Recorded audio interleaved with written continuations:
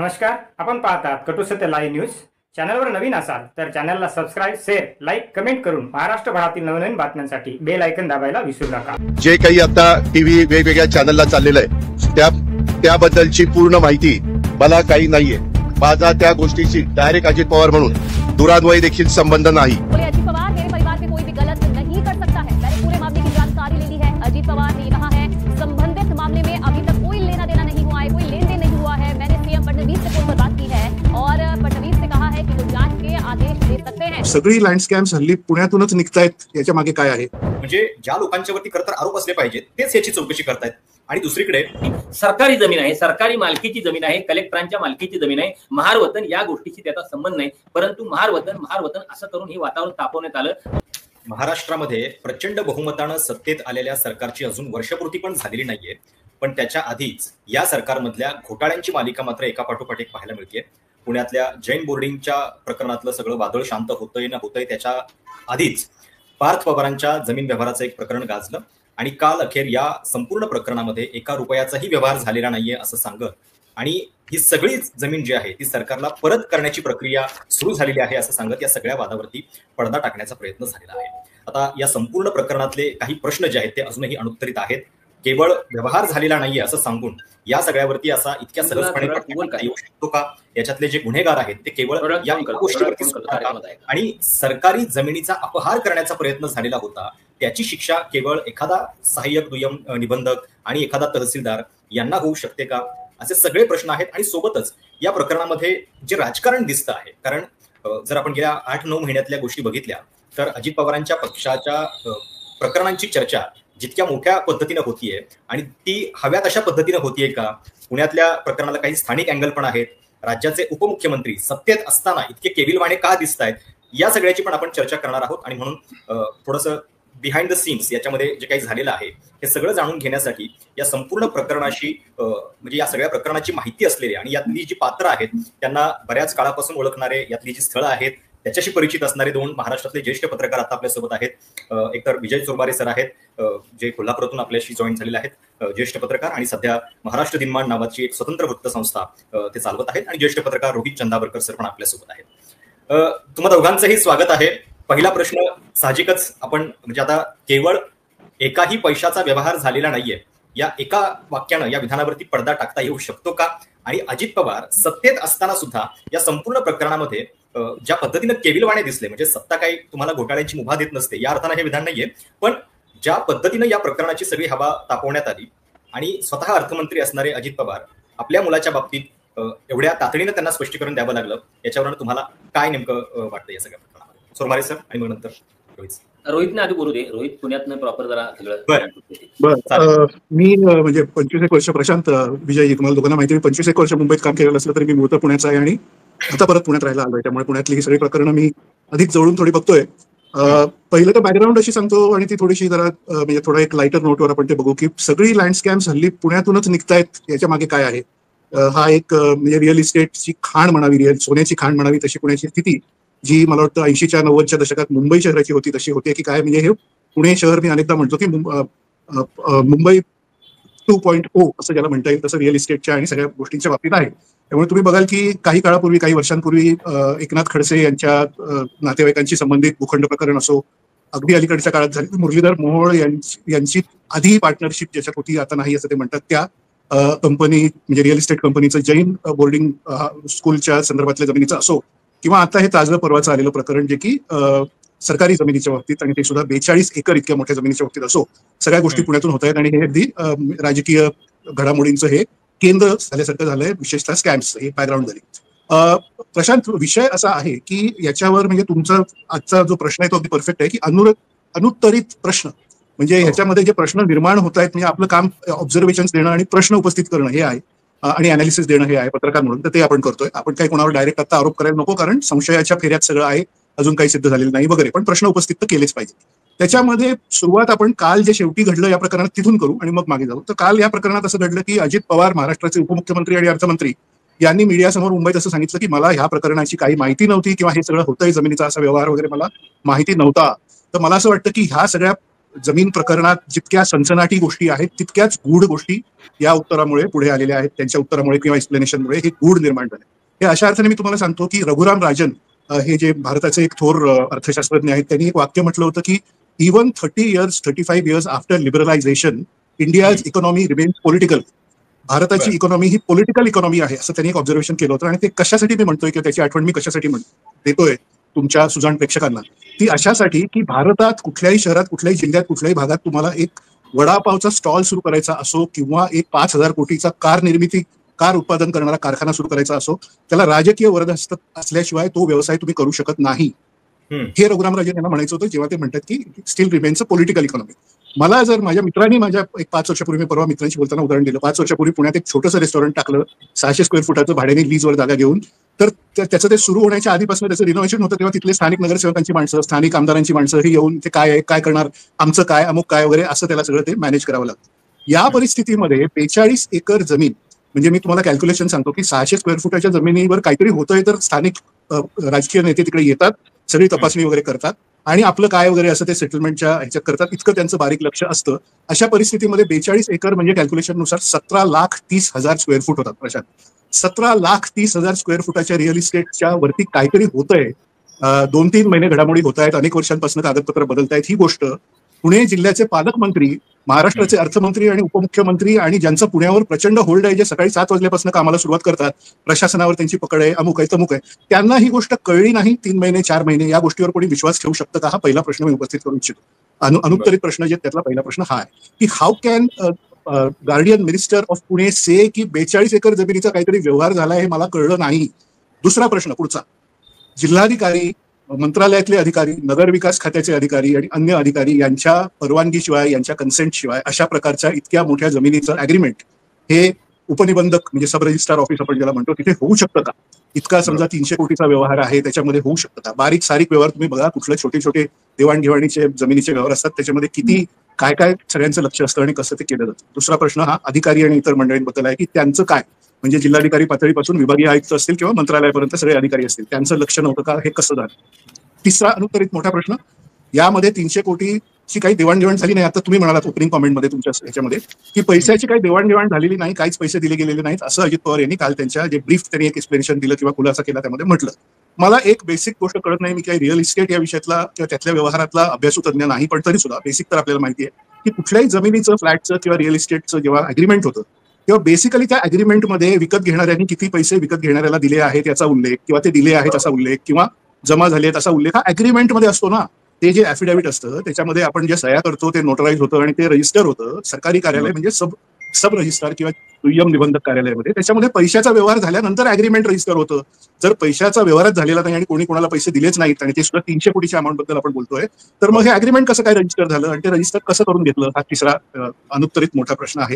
हे 3 मोठे प्रश्न आहेत. आणि या व्यतिरिक्त अर्थातच एक ऑफ द कफ म्हणावा तसा एक प्रश्न असा आहे की हे सगळं प्रकरण असं बाहेर कसं आलं. आणि काही जणांचं म्हणणं आहे, आपण सगळ्या बाजू मांडल्या पाहिजेत म्हणून सांगतो, राष्ट्रवादीमध्येही आपले मित्र किंवा म्हणजे मित्र नाही म्हणताना सोर्स म्हणून किंवा ज्यांच्याकडून आपल्याला माहिती मिळते, ज्यांच्याकडे आपण चर्चा करतो ते आहेत, भाजपमध्ये सुद्धा आहेत, सगळे आहेत. तर याच्यामध्ये राष्ट्रवादीच्या काही लोकांकडून काल संध्याकाळी मला असं थोडंसं सांगण्यात आलं की हे अडकवण्यात आलेलं आहे. पवार साहेब काय एवढे खुळे नाहीत की अशा सरकारी जमिनीचा असा व्यवहार त्यांच्या मुलांनी करावा, त्यांना हे काही म्हणजे हे कोणीतरी ट्रॅप केलेलं आहे वगैरे. तर अशी एक कोणीतरी म्हणजे त्याची एक साईड स्टोरी आहे. त्याच्याबद्दल मी आता डायरेक्ट काही कॉमेंट करू इच्छित नाही, कारण त्याच्याबद्दल आपल्याला काही ठोस माहिती नाही. पण ज्या गोष्टी कागदपत्र स्वरूपात कन्व्हेन्शनल मीडियावर बाहेर आलेल्या आहेत त्याच्याबद्दल मात्र हे अनुत्तरित प्रश्न फार मोठे आहेत असं मला वाटतं. प्रशांत, म्हणजे गेल्या 2 दिवसामध्ये जे काही घडलं त्याच्यानंतर सुद्धा जे प्रश्न उरत आहेत ते सगळे तुम्ही थोडक्यात त्याचा परामर्श घेतलेला आहे.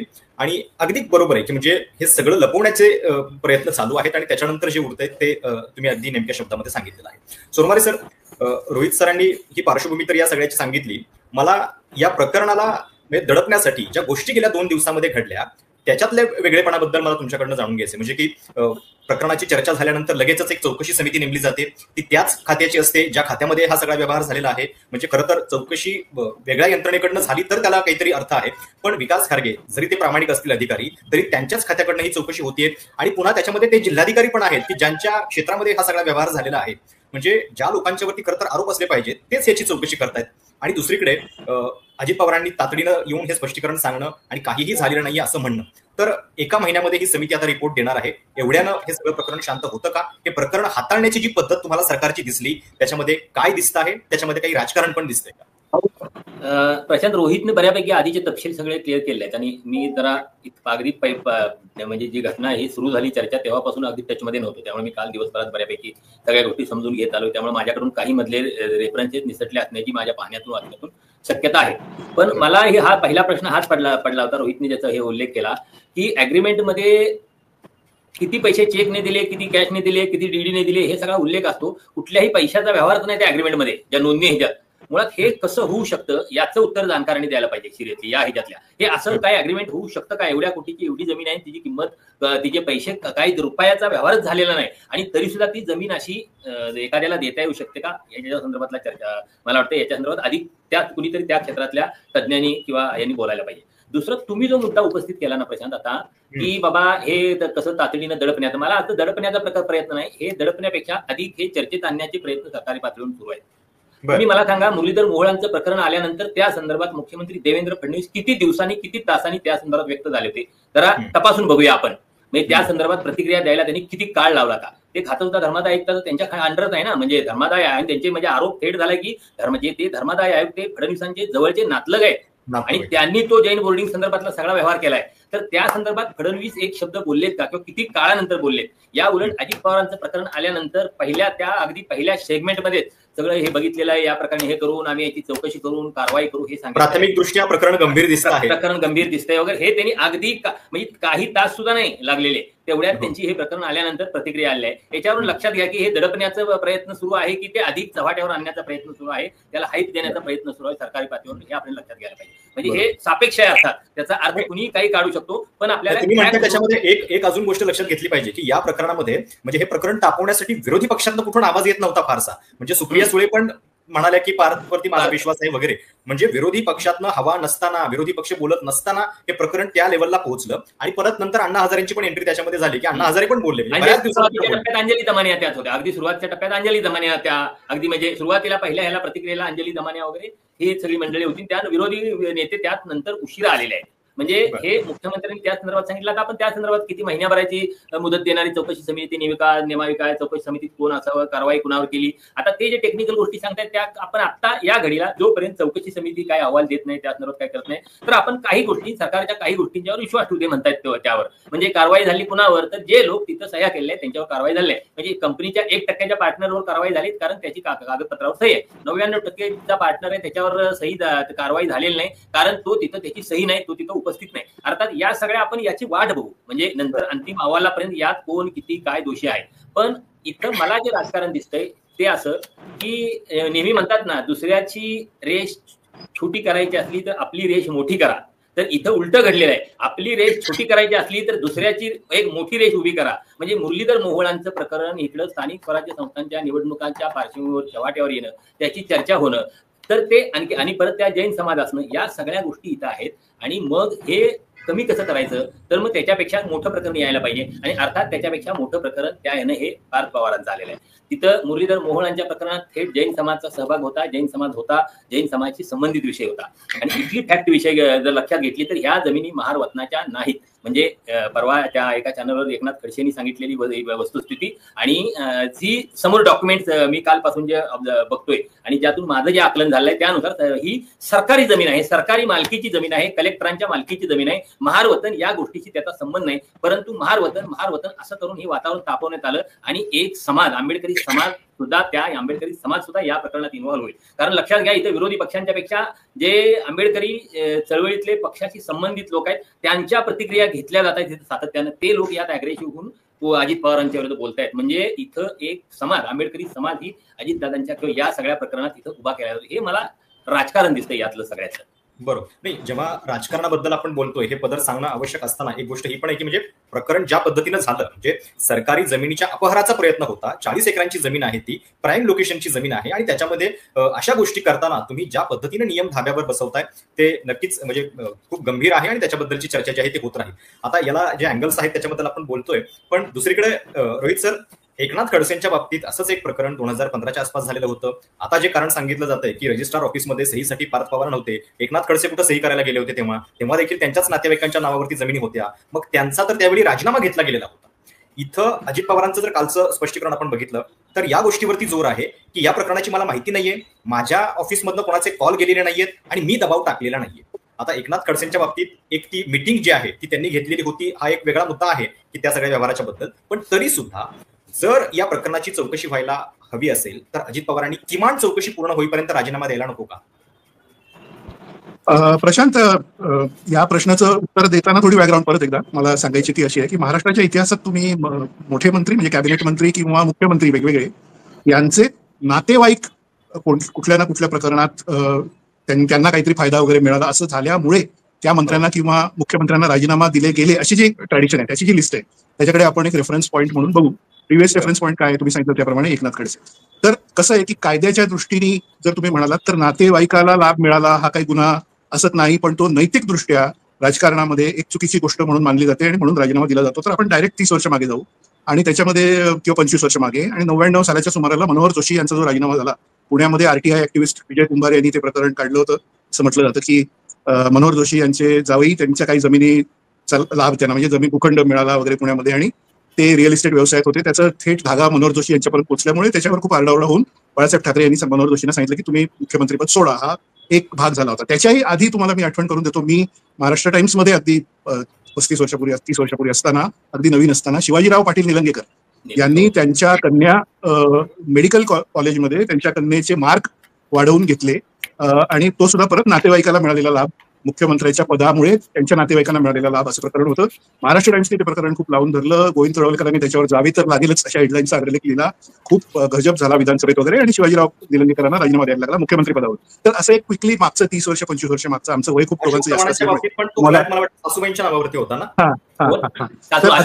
आदर्श फ्लॅट आणि सासूबाई हे काही जवळचे नातेवाईक स्टेटमेंट. आता पुढे आपण प्रशांत तुमच्या तरुण पिढीकडे आपण जर आलो, तुम्ही जे ऍक्टिव्हली बघितलंय त्याच्यामध्ये असं आहे की अशोक चव्हाण, तर आता तो यांनी उल्लेख केला आमचं वय फारच जास्त आहे पण तुम्ही हे अशोक चव्हाण वगैरे जास्त ऍक्टिव्हली बघितलंय. तर आदर्श दिल्लीहून अशोक चव्हाणांना सांगण्यात आलं की यू हॅव टू लिव्ह आणि ते झालं वगैरे वगैरे. हाच प्रकार विलासराव देशमुख यांच्या बाबतीत रितेश देशमुख हे त्या 26/11च्या ठिकाणी रामगोपाल वर्मांना घेऊन गेले म्हणून झाले. तर थोडक्यात मला काय सांगायचं की जुन्या काळात असं आपण म्हणू, आता जुना नवा हे सगळं रिस्पेक्टिव्ह असतं, पण जुन्या काळामध्ये असं दिसतंय की काँग्रेस हायकमांड असो किंवा अन्य कोणी असो त्यांनी मुख्यमंत्र्याने किंवा मंत्र्याने आपल्या नातेवाईकांना लाभ मिळवून दिल्याची प्रकरण बाहेर आल्यानंतर त्या मुख्यमंत्र्यांना राजीनामा द्यायला लावला अशी परंपरा आता तुम्हाला मी जी नावं सांगितली त्याच्यामध्ये दिसते आहे.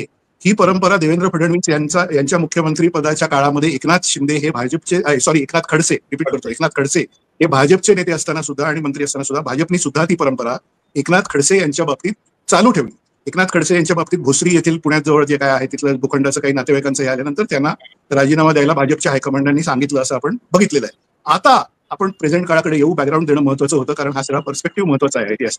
आता असं काय झालं आहे की ज्याच्यामुळे हे आताचे जे मंत्री आहेत आणि जे काय त्यांच्या नातेवाईकांना लाभ किंवा त्यांना स्वतःला लाभ असं दिसत असताना ते सांगतायत की नाही याचा आमच्याशी काही संबंध नाही किंवा आम्हाला हे माहिती नव्हतं किंवा अमुक नाही आणि हे तुम्हाला महायुतीतल्या तिन्ही पक्षांच्या बाबतीत दिसत आहे. म्हणजे तुम्हाला हे दिसेल की गेल्या काही आपण वायडर पर्स्पेक्टिव्ह नेहमीप्रमाणे बघू, तुम्हाला हे दिसेल हे केवळ आजचं हे प्रकरण तर आहेच त्याच्यावर बोलूच, पण एक वायडर पर्स्पेक्टिव्ह बघा 6 महिन्यात बघा एकनाथ शिंदे यांच्या पक्षाचे जे मंत्री आहेत त्यांच्याबद्दलची किती प्रकरणं बाहेर आलेली आहेत बघा. काय वेगवेगळी प्रकरणं आहेत. कोणाचं म्हणजे सगळ्यांची नावं आता घेत बसत नाही तेवढा वेळ नाही, पण तुम्हाला माहिती आहे की शिवसेनेचे महायुतीतले जे आता मंत्री आहेत त्यांची काय प्रकरणं किंवा व्हिडिओ वादग्रस्त बाहेर येणं काहीतरी होणं वगैरे असं झालेलं आहे हे आपण बघतोय. आणि त्याच्यामध्ये भूमिका काय शिवसेनेची किंवा एकनाथ शिंदेची किंवा त्या संबंधित मंत्र्यांची की नाही हा काहीतरी गैरसमज आहे, माझा काही संबंध नाही किंवा अमुक नाही वगैरे आणि काही पुढे झालं नाही. आता थोडंसं एक तोफ असा शब्द मी वापरतो, तोफ वळली आहे ती राष्ट्रवादी काँग्रेसचे अजित पवार यांच्याकडे वळली असं आपण म्हणू, कारण एक मोठं प्रकरण आता त्यांच्या बाबतीत बाहेर आलं. आणि गेल्या काही काळामध्ये मी तर असं एक 2-4 वेळा फ्री प्रेस जर्नलमध्ये एडिटोरियल लिहिलं की मला असं एक जाणवत होतं की एकनाथ खडसे यांचा चॅलेंज थोडा कमी करण्यासाठी भाजपनी अजितदादा पवार यांना थोडं जास्त जवळ घेतलंय, थोडं जास्त एम्पॉवर केलंय आणि एकनाथ शिंदे यांच्या मंत्र्यांवर तोफ लागली जाते, त्यांच्या मंत्र्यांची प्रकरणं बाहेर काढली जात आहेत आणि अजित पवारांच्या बाबतीत मात्र सॉफ्ट धोरण आहे असं अनालिसिस मी 2-4 वेळा गेल्या 6 महिन्यात लिहिलं. आणि येणाऱ्या निवडणुकांमध्ये अजित पवार हे जास्त करून अल्पसंख्याक मतं वगैरे सगळी घेऊन परत महायुतीत येणार असल्यामुळे त्यांच्याबद्दल भाजपचं धोरण सॉफ्ट आहे की काय असं एक माझं इम्प्रेशन होतं. ते सगळं ह्याच्यात बदललं या प्रकरणात. आता तुम्ही बघा की 3-4 महिन्यावर निवडणूक आली असताना they have targeted Rashtravadi Congress also. हे अगदी क्लिअरली दिसतंय. म्हणजे हे सगळं मीडियात ज्या पद्धतीने कन्व्हेन्शनल मीडियात जितक्या मोठ्या प्रमाणावरती येत आहे याच्यावरून असं दिसतंय की ते व्यवस्थित त्याला हवा देऊन ते वाढवलं जातंय. हा भाग आहे. पण मुळात आपण हा तुमचा जो प्रश्न आहे की अजित पवार म्हणतात की माझा याच्यामध्ये काही संबंध नाही आणि माझा याच्यामध्ये मला हे माहितीच नव्हतं वगैरे, हे तितकं ऍक्सेप्टेबल होऊ शकत नाही. राजकीय एकंदर पर्स्पेक्टिव्हचा खेळ आणि परसेप्शनचा खेळ मला म्हणायचं, किंवा एक इमेज बिल्डिंग वगैरेचा जो खेळ असतो त्याच्यामध्ये, की थोडं काळजीपूर्वक त्यांनी त्यांच्या चिरंजीवांनी त्यांच्या नात्यातल्या लोकांनी राहायला पाहिजे होतं असं मला वाटतं. कारण शेवटी कागदोपत्री ही कंपनी आहे ना त्यांच्या मालकीची, त्या कंपनीने हा व्यवहार केला आहे, तो सरकारी कार्यालयात जाऊन नोंदला आहे, त्याच्यामध्ये पैसे दिले नाही दिले, व्यवहार ऍक्च्युअली झाला नाही झाला वगैरे हे सगळं सोडा, कागदोपत्री आहे ना. बरोबर. विरोधक कोणी जे असतील ते काँग्रेस पक्ष या बाबतीत विजय वडेट्टीवार बघा तुम्ही खूप अग्रेसिव्ह आहे ते, किंवा मीडिया, कन्व्हेन्शनल मीडिया आहे, मराठीतले चॅनल्स वगैरे, त्यांच्या सगळ्यांच्या हातात कागदपत्र आहेत. हो, कोणी हवेमध्ये बोलत नाहीये. हे सगळे डॉक्युमेंट्स आहेत की सरकार दरबारी सादर होऊन रजिस्टर झालेली, आणि त्याच्यामध्ये ज्या कंपनीने हे अग्रीमेंट केलंय, व्यवहार झाला नाही झाला एक सेकंड बाजूला ठेवू, पण हे अग्रीमेंट केलंय की ही 42 एकर जमीन आम्ही घेतोय वगैरे, त्या कंपनीचे मालक पार्थ पवार आहेत. हे कागदावर आहे, हे डॉक्युमेंटेड आहे, हे रजिस्टर्ड. त्याच्यामुळे काय आता याच्यावर आपण बोलायचं, म्हणजे एक नैतिक भूमिका घेऊन काहीतरी ऍक्शन त्यांनी घेणं, किंवा मग सगळंच उघड करणं की आम्हाला याच्यामध्ये ट्रॅप केलं जात आहे, हा दुसरा ऑप्शन आहे. की बाबा हे राजकीय कारणासाठी मला आणि माझ्या मुलाला याच्यामध्ये इन्व्हॉल्व्ह केलं जातंय, आम्हाला खरंच याच्यामध्ये काही माहित नव्हतं, पार्टनर्स होते त्यांनी काही केलं असेल किंवा अन्य काही कोणी केलं असेल वगैरे वगैरे, असा तरी एक स्पष्ट खुलासा सिट डाऊन प्रेस कॉन्फरन्स ज्याला आपण आपल्या टेक्निकल भाषेत म्हणतो ती केली पाहिजे. Sit down press conference American phrase आहे, त्याच्यामध्ये तुम्ही डॉक्युमेंट्स वगैरे सगळे दाखवता, बसता मीडिया बरोबर आणि व्यवस्थित तासभर सगळं एक्सप्लेनेशन देता. उभं राहिल्या मंत्रालयाच्या बाहेर किंवा कुठल्याही शासकीय ऑफिस किंवा पक्ष कार्यालयाच्या बाहेर उभं राहून 1.5 मिनिटं बोलायचं आणि म्हणायचं की माझा काही संबंध याच्यामध्ये, मला हे काही माहिती नव्हतं आणि निघून जायचं. असं करण्या इतकं छोटं प्रकरण हे नाही असं मला एक मीडियाकर्मी म्हणून वाटतंय. अजित पवारांची काय बाजू असेल, आपण त्यांच्यावर आरोप करत नाही, हे स्पष्ट करतो. आपण त्यांच्यावर दोषारोप करत नाही, काही सिद्ध झालेलं नाही, पण त्यांनी एक्सप्लेनेशन आणि नैतिकतेच्या मुद्द्यावर मग निदान बाहेर येऊन त्यांचे कोण हे विरोधक आहेत राजकीय आणि कोणी हे केलेलं आहे किंवा केलेलं असू शकतं याची मला वाटतं 100% माहिती अजित पवारांकडे असणार. तेवढं नेटवर्क त्यांचं पुण्यात वेस्टर्न महाराष्ट्रामध्ये जबरदस्त आहे, माणसं त्यांची गल्लोगल्ली आहेत, सगळं आहे. त्यांनी बाहेर येऊन खुलासा द्यावा की अमुक आमचे विरोधक कोण जे आहेत, आमच्या हितद्वेषी ज्याला म्हणतात तसे आहेत, त्यांनी ह्याच्यामध्ये इन्व्हॉल्वमेंट असू शकते, त्यांनी केलेलं आहे, आम्हाला एंट्रॅप करण्यात आलं, एंट्रॅपमेंट हा सुद्धा एक भाग असतो. तर असं सगळं हे प्रकरण आहे. प्रशांत, बरं, म्हणजे खरं आहे की म्हणजे प्रकरण पुण्यातलं असताना म्हणजे ते दुसऱ्या ठिकाणचं कुठलं असतं की ज्याच्या व्यवहाराची माहिती नाही अजित पवारांना, तर एक वेळ कदाचित म्हणजे त्याच्यावरती विश्वास ठेवता पण आला असता. पण ज्या पुण्यामध्ये दर शनिवारी रविवारी अजित पवार असतात, सकाळपासून बैठका घेतात आणि सगळे जिल्हाधिकारी असतील, आयुक्त असतील, यांच्याशी सातत्याने त्यांचा संवाद असणार, तर हे प्रकरण त्यांना माहिती नसेल याच्यावरती विश्वास ठेवणं खरोखर थोडंसं जड आहे. सोमवारे सर, या संपूर्ण प्रकरणामध्ये एक जी प्रतिक्रिया आली सुप्रिया सुळेंची, आणि त्याच्यामध्ये त्यांनी पटकन पार्थ पवार यांना डिफेंड केलं की पार्थ असं करेल याच्यावरती माझा विश्वास नाहीये, म्हणजे चुकीचं करेल असं मला वाटत नाहीये. तर या विधानाला थोडीशी जरा राष्ट्रवादीमध्ये पण काहीतरी अंतर्गत नाराजी असल्याच्या बातम्या आल्या की असं आपण म्हणजे भूमिका का घेत नाहीये, बोलत का नाहीये. काय तुम्हाला या विधानातलं दिसतंय की सगळी पवार फॅमिली या सगळ्या प्रकरणामध्ये एकमेकांना डिफेंड करणं हे त्यांचंच म्हणजे नेहमीचं काम आहे? हा मुद्दा खरं प्रशांत महत्वाचा आहे की या सगळ्या प्रकरणात खरं तर एरवी राष्ट्रवादी काँग्रेस, अजित पवार या पक्षासंदर्भात, या पक्षातल्या नेत्यांच्या संदर्भात राष्ट्रवादी काँग्रेस, शरदचंद्र पवार हा पक्ष प्रचंड म्हणजे आक्रमक असतो. त्यातलं कुणीही सापडलं की त्यावर त्यांचा सोशल मीडिया, त्यांचे समर्थक, त्यांचे कार्यकर्ते सगळे तुटून पडत असतात. प्रत्येक जण म्हणजे ईर्षेने बोलत असतो त्यावर. पण या प्रकरणात सुप्रिया सुळे यांची सुरुवातीची ती प्रतिक्रिया आल्यानंतर कुणीही त्या संदर्भात शब्द काढलेला नाही तोंडातनं. मी काल त्यांच्या एका प्रवक्त्याला जी टीव्हीवर बघितलं बोलताना, पण त्याची सुद्धा तिथं भंबेरी उडाली दिसली. म्हणजे तो सुरुवातीला त्यानं हे कारवाई झाली पाहिजे, चौकशी झाली पाहिजे सांगितलं, पण सुप्रियाताईंचा संदर्भ आल्यावर मग गोंधळला सगळं. तर मला वाटतं सुप्रिया सुळेंची ती कमेंट राजकीय दृष्ट्या प्रगल्भ नव्हती, राजकीय ती पॉलिटिकली करेक्ट नव्हती.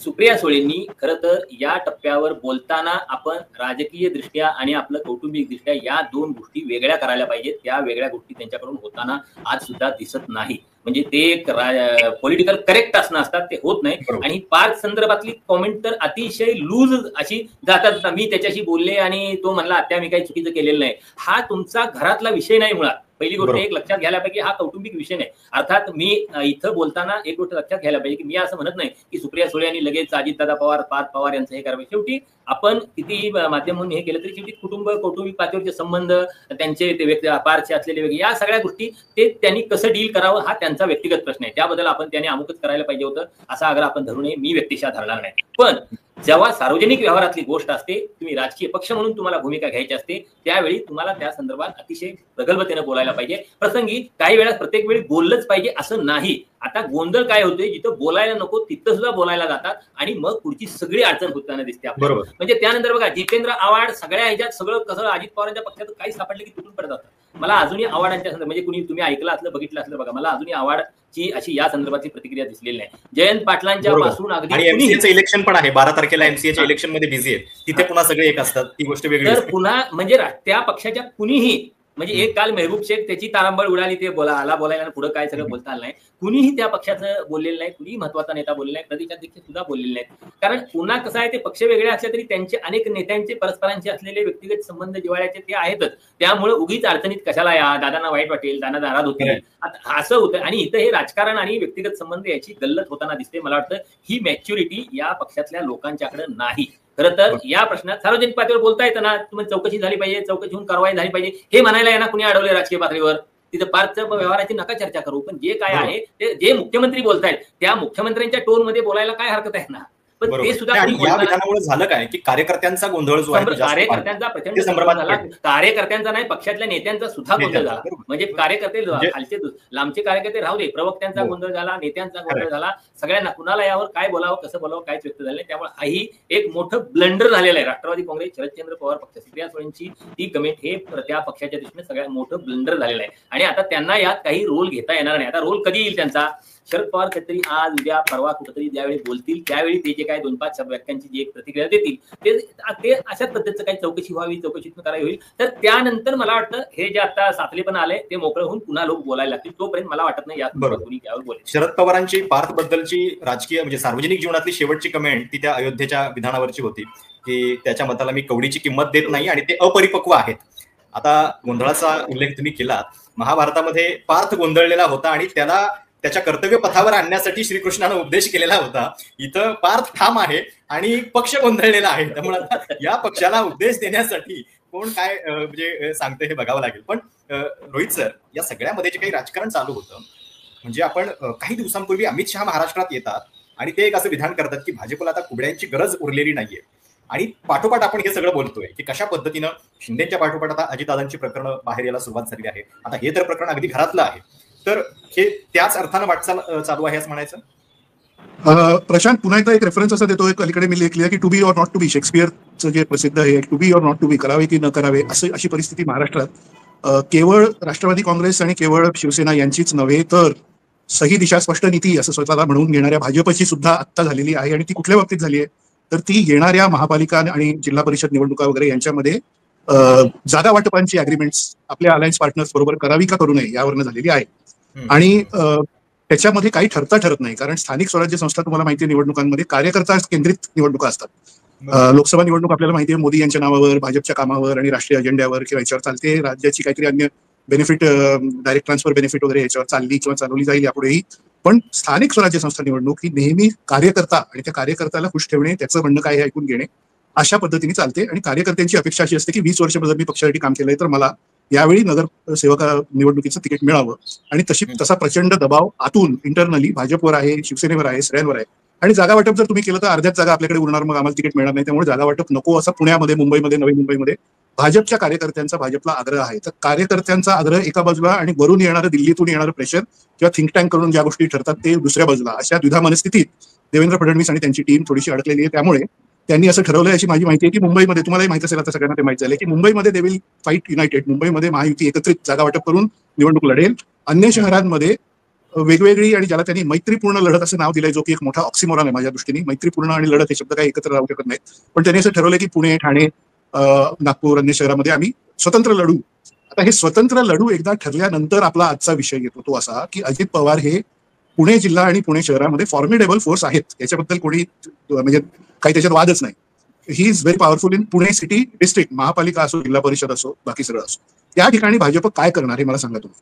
महाराष्ट्राच्या मंत्रिमंडळात एकमेकांना खांद्याला खांदे लावून, मांडीला मांडी लावून बसणारे देवेंद्र फडणवीस आणि अजित पवार सगळे कॅबिनेट निर्णय एकत्र घेत आहेत वगैरे. मुंबईपासून 150 किलोमीटर पुण्याकडे आल्यावर, पुणे शहरात एंटर झाल्यावर एकमेकांच्या विरोधात भाषणं देणार, एकमेकांच्या विरोधात प्रचार करणार, एकमेकांच्या विरुद्ध लढणार. 25 वर्ष झाली राष्ट्रवादी काँग्रेस स्थापन होऊन प्रशांत. त्याच्यामध्ये 25 पैकी 23 वर्ष अगदी तळागाळाच्या लेव्हलपासून मुंबईच्या लेव्हलपर्यंत घड्याळ आणि कमळ हे एकमेकांशी अशी टक्कर राहिलेली आहे पुण्यात, मुंबईत, सगळीकडे, विशेषतः पुण्यामध्ये. आणि ती फक्त महापालिका आणि जिल्हा परिषदेमध्ये नाही, तर ती सगळ्या प्रकारच्या क्रेडिट कोऑपरेटिव्ह सोसायट्या, साखर कारखाने, जिल्हा परिषद असेल, बाकी काही असेल, एज्युकेशनल इन्स्टिट्यूट, त्याच्यावरचा ताबा, त्याच्यामध्ये लढाई कोणाची राहिली आहे, तर कमळ विरुद्ध घड्याळ अशी राहिलेली आहे. आता देवेंद्र फडणवीस यांच्या नेतृत्वाखाली एक मोठी लाट 14 सालापासून सुरू झाली. त्याच्यामध्ये पिंपरी चिंचवड हे अत्यंत महत्वाचं पॉवरफुल केंद्र आहे, त्याच्याकडे बऱ्याच वेळा दुर्लक्ष होतं. पिंपरी चिंचवड महापालिका, सगळा औद्योगिक पट्टा महाराष्ट्राचा, आणि पुणे, याच्यामध्ये देवेंद्र फडणवीस यांनी बऱ्यापैकी राष्ट्रवादीच्या लोकांना भाजपकडे वळवून सगळ्यांच्या SUV वरची घड्याळं हटवून तिथे कमळं चिकटवलेली आहेत. त्यामुळे आता ह्या परिस्थितीमध्ये येणाऱ्या निवडणुकीत काय होणार, म्हणजे मुळात अजित पवारांकडे असलेली माणसं आता ती कमळाबरोबर आहेत, पण आता अजित पवारही कमळाबरोबर आलेले आहेत. जागा वाटप होतंय, नाही होतंय, आता नाही होत असं ठरलंय. पिंपरी चिंचवडमध्ये आणि पुण्यामध्ये भाजपची स्पर्धा ही काँग्रेस किंवा शिवसेनेची किंवा अन्य कोणाची नाही, किंवा म्हणजे उद्धव ठाकरे यांच्याशी नाही, ती अजित पवार यांच्याशी आहे. या दोन महत्वाच्या महापालिकांचा सगळा खेळ हा आहे, हे लक्षात घ्यायला पाहिजे सगळ्या प्रेक्षकांनी, की पुणे आणि पिंपरी चिंचवड या मुंबई खालोखालच्या महाराष्ट्रातल्या सर्वात महत्वाच्या 2 महापालिका आर्थिकदृष्ट्या आहेत. त्याच्यामधल्या राजकीय लढाईचे हे सिम्पटम्स आहेत, हे जे तुम्हाला दिसत आहेत. त्याच्यामध्ये एकमेकांना डिफेन्सिव्हवर टाकणे, बॅकफुटवर टाकणे, जर काही कुरघोडी झाली किंवा निवडणूक झाल्यानंतर एकत्र येणं न येणं हा विषय झाला, महापौर कोणाचा, उपमहापौर कोणाचा हे ठरवण्याची वेळ आली, तर आपल्या हातामध्ये एक ट्रम्प कार्ड पाहिजे, एक एक्का पाहिजे. आणि तो एक्का असा असेल की तुमच्या विरोधात हे प्रकरण आमच्याकडे आणि आम्ही याच्यावर पुढची पावलं टाकू शकतो. हे वाईडर चित्र महाराष्ट्राने लक्षात घ्यावं. हे राजकारण आहे, याच्यामध्ये काही होणार नाही. एकनाथ खडसे यांना जसा राजीनामा द्यायला सांगण्यात आलं तसा अजित पवारांना द्यायला सांगण्यात येणार नाही. हे आपले पार्थ पवार यांच्यावर कायदेशीर कारवाई होणार आत्ता काही नाही. पण काल सुधीर मुनगंटीवार यांनी एका प्रॉमिनंट मराठी चॅनलला स्पष्टपणे फोनरमध्ये सांगितलं की आता कंपनीच्या सगळ्या मालकांवर कारवाई होत नाहीये, याचा अर्थ पुढे होणार नाही असे नाही. हे महाराष्ट्रातले एक नेते सुधीर मुनगंटीवार बोलत आहेत चॅनलवर जाहीरपणे. याचा अर्थ काय होतो? याचा अर्थ हे ट्रम्प कार्ड आहे, हा हुकमी एक्का आहे, जो की महापालिका निवडणुकीच्या निकालानंतर कदाचित वापरला जाईल किंवा आधी वापरला जाईल किंवा काही. हे चित्र महाराष्ट्राने लक्षात घ्यावं. बाकी जमिनीचा व्यवहार आता रद्द झाला आहे, सरकारी जमीन आहे ती सेफ राहिलेली आहे, चांगली गोष्ट आहे. एक पाऊल त्यांना मागे जायला लागलं, माध्यमांची शक्ती परत एकदा दिसली आणि सगळं आलमेल आहे असं समजून पुढे आपापल्या प्रचाराचं काम हे पक्ष आता करायला लागतील असं मला अपेक्षित आहे. प्रशांत, म्हणजे थोडक्यात या सगळ्या प्रकरणामध्ये हे असे बरेच राजकीय अँगल दडलेले आहेत, त्याची आपण आता चर्चा केली. चर्चेच्या शेवटी मला फक्त एक प्रश्न थोडक्यात विचारायचा आहे. या संपूर्ण प्रकरणामधून अजित पवारांना नेमका काय धडा मिळालेला आहे किंवा त्यांच्या पक्षासाठीची शिकवण नेमकी काय आहे असं तुम्हाला वाटतंय? चोरमारे सर आणि रोहित सर दोघांनी थोडक्यात उत्तर दिलं तरी चालेल. मी अगदी थोडक्यात बोलतो कारण विजयजींना बोलू द्या जास्त. पण मला असं वाटतं की Ajit Pawar is too senior for us to give comment. म्हणजे अजित पवार यांची एकंदर अनुभव, त्यांचं एक आवाका, त्यांचा जनसंपर्क, त्यांची सगळी ग्रासरूट कनेक्ट वगैरे इतका मोठा आणि इतका प्रचंड आहे. आपल्यापेक्षा या विषयातलं खूप जास्त त्यांना कळतं, उघड आहे. आपल्यापेक्षा वयाने मोठे, अनुभवाने मोठे, आणि राजकारण हे त्यांना कोणी शिकवायची गरज नाही, त्यांना सगळं जास्त माहिती आहे. आपण त्याच्यावर काय कॉमेंट करणार. तरी एकच वाक्य मी बोलतो की त्यांनी अतिशय कॉशियस राहायला पाहिजे. त्यांच्या सगळ्या जनसंपर्क, त्यांची लोकप्रियता, ठराविक ग्रामीण याच्यातली त्यांची लोकप्रियता, त्यांची भाषणं, त्यांच्या सभा, हे सगळं मी बघितलेलं आहे. एकच थोडंसं होतं की काही वेळा ओव्हर कॉन्फिडन्स, काही वेळा आपला कब्जा आहे, आपलं हे आहे, असं एक त्यांचं जे त्यांची स्टाईल जी आहे वागण्याची आणि बाकी सगळी, त्याच्यामध्ये त्यांच्या जवळचे काही लोक ऑफ द रेकॉर्ड बोलतानाही सांगतात की दादा जरा जास्त कॉन्फिडन्स मध्ये असतात, जरा जास्त त्यांचं हे तेवढाच भाग आहे. ते आणि त्यांचे नातेवाईक यांनी थोडं सावध राहणे, या सगळ्या पुढच्या आगामी वर्षांमध्ये येणाऱ्या खेळामध्ये सावध राहणे आणि थोडंसं जरा माध्यमांशी जास्त मैत्री ठेवणे असा एक मी सल्ला देईन. आपण माध्यमातले आहोत म्हणून आपण त्याच्याबद्दल बोलू शकतो की त्यांना माध्यम म्हणजे आपली शत्रू आहेत किंवा माध्यमात काय येऊ दे मला काय फरक पडत नाही असं जर वाटत असेल, तसं वाटतंय असं मी म्हणत नाही, पण वाटत असेल तर हा धडा आता आहे की माध्यमातून काय होऊ शकतं आणि इमेज बिल्डिंग आणि परसेप्शनचा खेळ हा कसा असतो. अर्थातच गुलाबी जॅकेट एक्सपेरिमेंट त्यांनी जे केलं मागच्या विधानसभा निवडणुकीत, त्याच्यातून त्यांना ह्या परसेप्शनचा सगळा गेम आणि काय जो आहे तो सगळं कळलेला आहे. त्याच्यात त्यांनी बऱ्यापैकी इन्व्हेस्टमेंटही केली, त्याच्यातून त्यांना रिटर्न्सही मिळाले, त्यामुळे ती बाजू त्यांनी केलेली आहे बरोबर. पण या पुढच्या काळात सुद्धा त्यांनी जरा थोडं कॉशियस राहावं आणि परसेप्शन या विषयाकडे थोडं लक्ष द्यावं, एवढाच भाग आहे. प्रशांत, विजय, 2 टप्प्यात मी हे करेन. पहिली गोष्ट, अजित पवारांची एक गोष्ट आहे, त्यांची गाडी सुसाट धावत असते आणि जेव्हा गाडी सुसाट धावते तेव्हा ऍक्सिडेंट परिहारी असतो. आणि असे अजित पवार ज्या वेळी त्यांची गाडी सुसाट धावली आहे त्यावेळी अनेक टप्पे 1, 2, 3, 4, हा पहिला अपघात नाही त्यांच्या राजकीय जीवनातला. आतापर्यंत 5-6 असे मोठे अपघात झाले, त्या अपघातातून ते सही सलामत सुखरूपपणे बचावलेले आहेत आणि आता आपण अत्यंत सेफ झोन मध्ये आलेलो आहोत. पण आता आपल्या गाडीला अपघातच होणार नाही अशा एका प्रचंड फाजील आत्मविश्वास असताना हा अपघात झालाय, हे लक्षात घ्या. म्हणजे हा अपघात कुठल्या टप्प्यावर झालाय त्यांचा. तर मला वाटतं ही फार मोठी त्यांच्यासाठी शिकवण आहे, धडा आहे की रोहित म्हणले तेच की तुम्ही फार आत्मविश्वास असतात त्यावेळी गोंधळ करत असतात किंवा गोंधळ होत असतात. आता या प्रकरणात ते जे सांगतायत रोहित म्हणलं त्याच्याशी मी सहमत आहे की आपण वाट बघूया चौकशीची. आपण ज्यावेळी जय श्रीराम आणि तत्सम पार्क संदर्भात अगदी 2-3 दिवस विषय चालला त्यावेळी सुद्धा पार्थ आणि त्यांच्यात जो कम्युनिकेशन गॅप आहे तो त्यावेळी दिसून आलेला होता आणि वेळोवेळी दिसून आलेला आहे. आता या व्यवहाराच्या बाबतीत ते म्हणतायत तसं मला काहीच माहित नव्हतं का, असं असू शकत नाही. काही माहिती असेल पण याचे सगळे तपशील सगळे संदर्भ माहिती असतीलच असं आता आपण म्हणू नये. म्हणजे वाट बघावी. आता अजून त्यांच्या ते म्हणतायत तसं त्यांच्या कार्यालयाचा त्यांचा स्वतःचा या सगळ्या गोष्टी ऑन रेकॉर्ड कधीतरी येतात ना. या CDR पासून सगळ्या गोष्टींच्या पर्यंत हे CDR ज्यांनी कुणी हे प्रकरण बाहेर काढले ते कलेक्टरच्या फोनचा CDR काढू शकतात ना. मिळू शकतो त्यांना त्या यंत्रणेला. त्यातून त्यांचे आता अर्थात कलेक्टर म्हणून त्यांचे फोन झाले असतील पण तरी सुद्धा या प्रकरणाच्या अंतर्गत काय तपशील किंवा कलेक्टर पुढे मागे काहीतरी ऑफ द रेकॉर्ड सांगतील किंवा भाजपच्या कोर्टातून हळूच सांगितलं जाईल की असं असं हे केलेली होती, या तारखेला फोन केला होता कलेक्टरना त्यांनी. या सगळ्या गोष्टी तपशीलवर बाहेर येतील. आपण आता इतकं सगळं आलंय तर आता काही यात लपून राहील असं मला वाटत नाही. त्यामुळं आपण या सगळ्या चौकशीच्या संदर्भातली वाट बघूया. दुसरा मुद्दा हे पहिलं आहे. दुसरी जी गोष्ट मला यातली बोलायची आहे ती अशी की म्हणजे यात अजितदादांचं काही चुकलेलं नाही असं नाही. अजितदादा इथं यात दोषी आहेतच. त्यांच्या मुलाचा थेट इथं करोडो रुपयांच्या गैरव्यवहाराशी सरकारी जमीन लाटण्याची हडपण्याची संबंध आहे. त्यामुळे ते त्यात त्यांचा आता किती सहभाग नसला तरी ते त्यात दोषी आहेत असं माझं सकृतदर्शनी मत आहे. हे बोलून मी पुढच्या गोष्टी बोलतोय. नाहीतर असं मी म्हणत नाही की ते त्यांचा काही दोष नाही, ते निर्दोष आहे, निष्पाप आहे असं नाही. ते राज्याचे उपमुख्यमंत्री आहेत. पुण्यातल्या सगळ्या गोष्टींची त्यांना खडानखडा माहिती असते. कुठं काय पडीक एखादा प्लॉट रिकामा असला तरी ते त्यांना जाता रस्त्याने दिसला तरी ते त्याची माहिती घेत असतात. जमिनी संदर्भात त्यांच्याकडे खूप अध्याय म्हणजे ते सगळं त्यांच्याकडे ते काय भूखंडकोश आहे भूखंडकोश त्या बाबतीत बाबा काय त्यांना माहिती असं आपण म्हणू शकत नाही. पण दुसरी हे सगळं गृहीत धरून मला दुसरं असं दिसतं की महाराष्ट्रातला मीडिया, मराठी मीडिया, मग तो मुद्रित माध्यम असतील किंवा इलेक्ट्रॉनिक माध्यम असतील. मी मागे एका मंत्रालयातल्या जाहीर कार्यक्रमात त्यांच्यासमोर बोललेलो होतो. या सगळ्या पत्रकारांच्या कार्यक्रमात बोललेलो होतो की महाराष्ट्रातली माध्यमं, महाराष्ट्रातली पत्रकार अजित पवार यांच्या बाबतीत नेहमीच पक्षपाती राहिलेले आहेत. म्हणजे त्यांच्या संदर्भात त्यांच्या उत्तम गोष्टींचं कधीही त्यांच्या संदर्भात कधी चार कौतुकाचे शब्द कुणी लिहिलेले आहेत, चार कौतुकाचे शब्द कुणी बोलले आहेत. ते धडाधड निर्णय त्यांच्या पत्रकार पैशाने दाखवणं म्हणजे त्यांची बाब. पण त्यांच्या संदर्भात कुठलीही निगेटिव्ह गोष्ट ही माध्यमांची हेडलाईन होत असते. हे मी तुलनात्मक बोलतोय. म्हणजे लक्षात घ्या, हीच गोष्ट देवेंद्र फडणवीसांशी संबंधित कुणाची असती तर माध्यमांनी असं इनिशिएटिव्ह घेतला असतं का? मोहित कंबोजच्या संदर्भात इतक्या गोष्टी घडल्या तेच म्हणणार होतो जे प्रसार माध्यम अजित पवार पवार सगळं खंगाळून काढतायत ते तिथं कितपत खाली गेले. मदर डेअरीची जमीन 1200 किती कोटींची अदानीला अगदी मोजक्या ह्या दिली. त्याच्या संदर्भात माध्यमांनी किती त्या संदर्भात गोष्टी चालवल्या किंवा त्या संदर्भातल्या ह्याच्या संदर्भात बोलले. वर्षा गायकवाड पत्रकार परिषद घेऊन कोण विचारत नाही. ही मध्यवर्ती धारातली प्रसार माध्यमं ही आता आपल्या सोयीचं सगळं करत असतात. त्या दृष्टीने अजित पवार किंवा पवार फॅमिली ही त्यांच्या दृष्टीने सॉफ्ट टार्गेट असते. त्यामुळे हे सगळं चालतं. आणि देवेंद्र फडणवीस आणि तत्सम संबंधित या प्रकार जयकुमार गोरेंचं जे मध्ये प्रकरण ज्या तुषार खराच्या संदर्भानं जे प्रकरण आलं होतं त्या प्रकरणात भारतीय देवेंद्र फडणवीसांसोडच्या जवळचा सोडून अन्य कोणी नेता असता तर तो आज मंत्री असता का? एवढ्या गंभीर प्रकरणात अनेक प्रश्न विचारता येतील. ती जागा नाही. पण इथं अजितदादा या प्रकरणात गाफील राहिलेले आहेत. त्यांनी त्यांच्या मुलाच्याकडून झालं असेल तर ते त्यांनाही त्याची जबाबदारी नाकारता येणार नाही असं माझं मत आहे. जमीन व्यवहाराचं हे सगळं प्रकरण 2 दिवस आकडे आणि इतर माध्यमातून तुमच्यापर्यंत पोहोचत होतं. पण त्याच्या पलीकडचं याच्यामध्ये जे दडलेलं राजकारण आहे, जे विविध अँगल्स आहेत ते आपल्या दोन्ही पाहुण्यांनी अतिशय सखोलपणे उलगडून दाखवलेले आहेत.